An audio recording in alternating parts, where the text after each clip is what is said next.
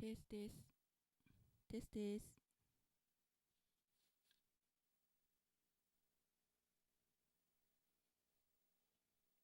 テステス。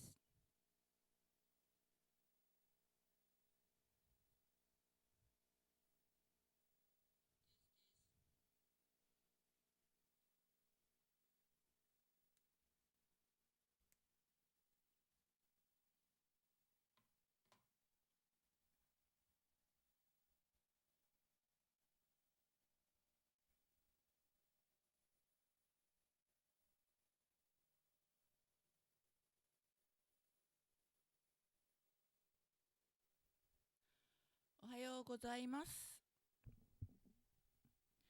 中村由紀子です。私は神戸で活動するアートグループキャップのメンバーで、ジンバブエの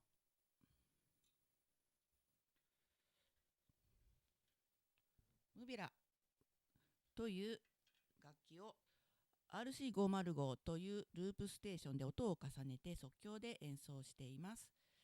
私たちキャップは六甲ミーツアート芸術散歩という神戸の六甲山で開催されているアートイベントに招待作家として招待されまして、六甲スカイビラ地域にあります六甲スカイビラ迎賓館という10年ぐらい使われていなかった建物を丸ごと、総勢、20名以上、関わった人数では50名ぐらい、で、この9部屋ある古いホテルをアート空間にして今、公開しております。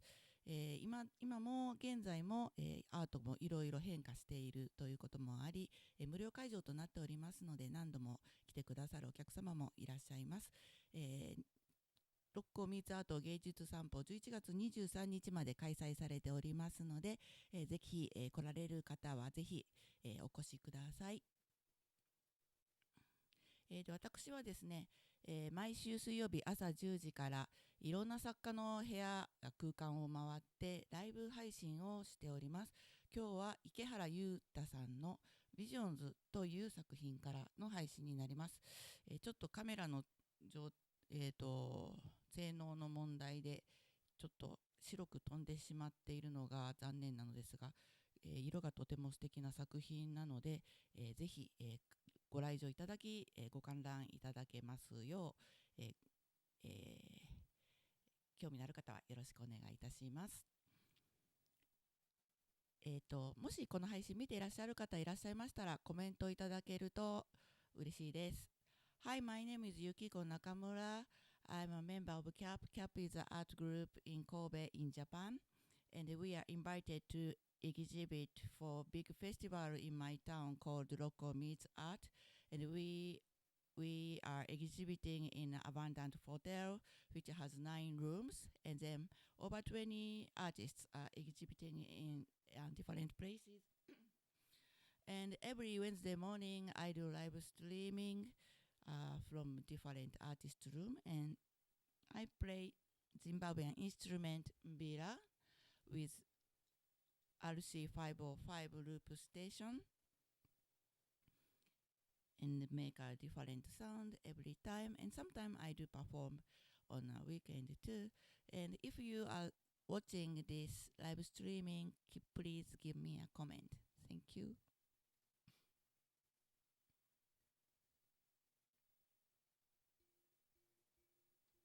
テステステステステステステス